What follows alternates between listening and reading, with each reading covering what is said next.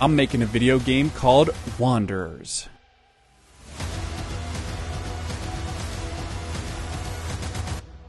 It's like if Hades was also a card game in space with guns. And after just a few months in development, the game is already looking pretty good. And I want to show you some of the important early decisions that were made about visual style, game loop, and story.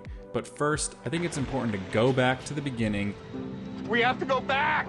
And give some context about this game and how it all started. Because here's the catch. I'm not a game developer.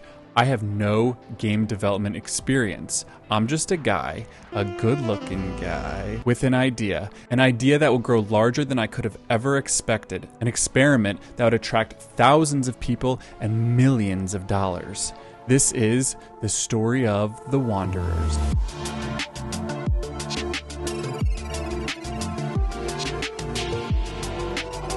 If you're familiar with my channel, then you know I make cool animations, I teach animation, I give away free resources, and sometimes other things. One of my animations called Lost in Space went a bit viral. It got millions of views across Reddit and Instagram.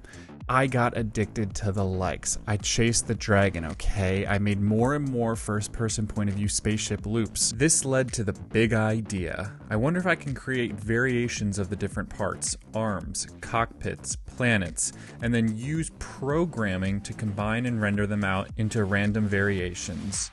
I sat down and created the Wanderers. It's easily the most complex thing I've ever created. It took about a month straight of illustration, coding, rigging, testing, and prototyping.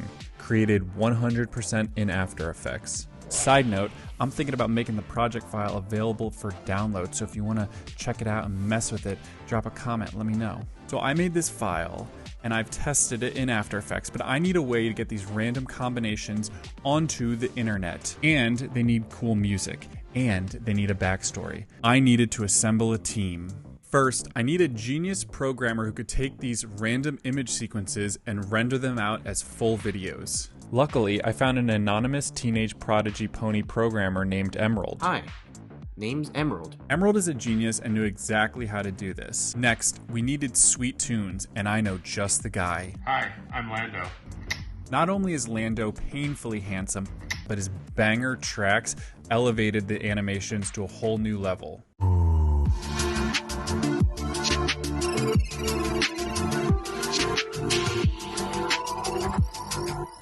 Finally, we needed a good story.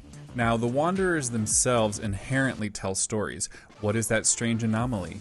What is this alien smoking? But we need a strong storyline behind who the Wanderers are and why they're wandering.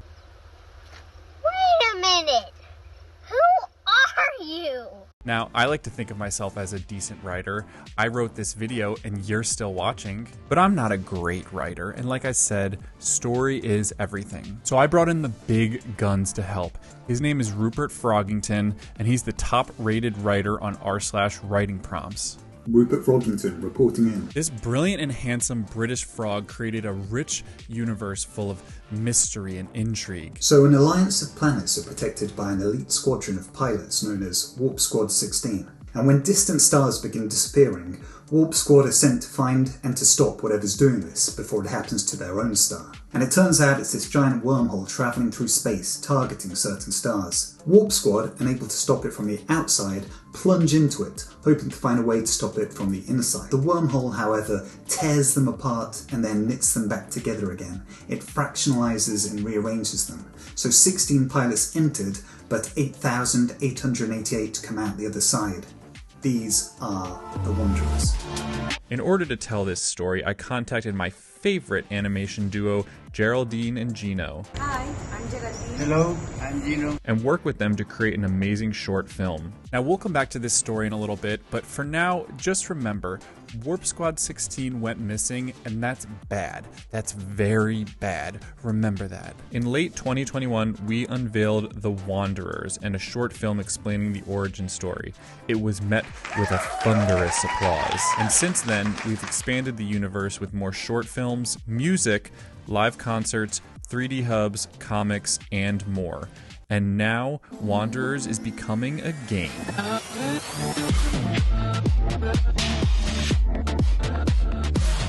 But remember, we've never created a game before. So what's the secret? How does a guy like me with no development experience make a cool game? The answer is simple, and anybody can do it. I raised $2 million from a massive game software company and have direct access to the professional game dev studio to make exactly what we want to make. It's that simple. Anybody can do it. Seriously though, my story is lucky, but I truly believe that you can make your own luck by putting yourself out there, creating, iterating, seeing what sticks, and capitalizing on that. Like the guy who traded his way from a paperclip to a car, I iterated my way from an idea to a multi-million-dollar gaming company. The first thing you need to do when making a game is have an idea for the game. So we started brainstorming what would make the perfect Wanderers game. A lot of great concepts were tossed around. We talked about beat-em-ups, spaceship racing, farming simulators, dating simulators, RPGs, and much more. All good options, but how do we pick a direction? And then it clicked. Wanderers should be in a perpetual state of wandering. So, while I initially felt very strongly that you should be able to get a boyfriend or girlfriend in the game, settling down with a boyfriend seemed counterintuitive to wandering. The thing about Warp Squad 16 is there's always 16 of them. If someone dies or retires, a new squad member takes their place. But in this game, you don't play as Warp Squad 16. Remember, they've gone missing. So how do we write a game where you don't play as the main characters? At this point, I realized I need a game designer, and luckily for me, I accidentally hired one. Hey, my name is Jan, also known as Nucleus. I'm a game designer and artist. He pitched a game concept where you play as an ex-Warp Squad member who's tasked with figuring out what happened to the missing legends. You do so by jumping into your own personal wormhole, killing baddies, and learning more about the story. Procedural generation was how the Wanderers were born, so it makes perfect sense that that's how it should continue. Each one gets a unique perspective, and so does each playthrough of a roguelike game. Space is infinite, and the possibilities the player explores should be too. Death is part of the cycle. Fight enemies, die, upgrade, and repeat. It's like one of my favorite movies, Edge of Tomorrow, starring Tom Cruise, except without any of the Scientology. Bright colors and neon lights are part of that retro future style that drove a lot of techno-optimistic art movements in the 70s and 80s, and that lines up with the heart of the Wanderers. To keep the flashy nature and spirit intact, we accentuate bright colors with glow effects and make environments look like a club everyone wants to party at. But most importantly, beyond the visuals, beyond the story, the game needs to be fun to play, and it needs to get the kids hooked.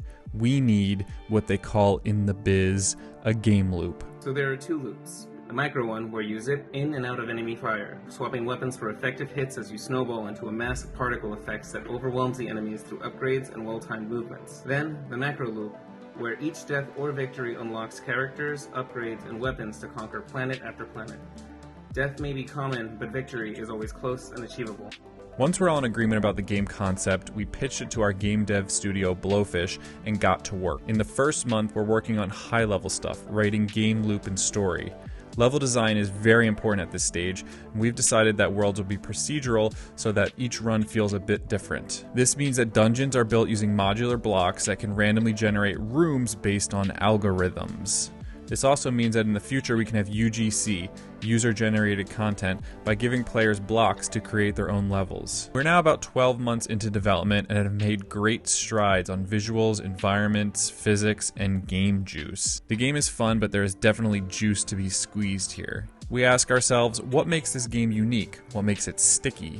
In this game, you can collect tradable RAM sticks to add buffs to your character. From the shimmering spires of WonderCorp comes the breakthrough that bridges minds.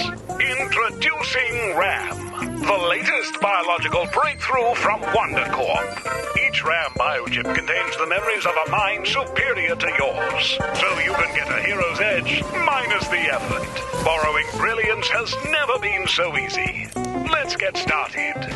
Simply visit a certified WonderCorp installer and choose your upgrade. Usage is idiot-proof. In fact, we designed it with you in mind. If you don't already have a RAM slot, then one will be painlessly installed for you. This innovative biochip technology will transform you from weakling to warrior, from dumb to desirable. RAM by WonderCorp. Why be you when you can be so much more? Please use RAM responsibly. In rare cases, side effects such as and death have been reported.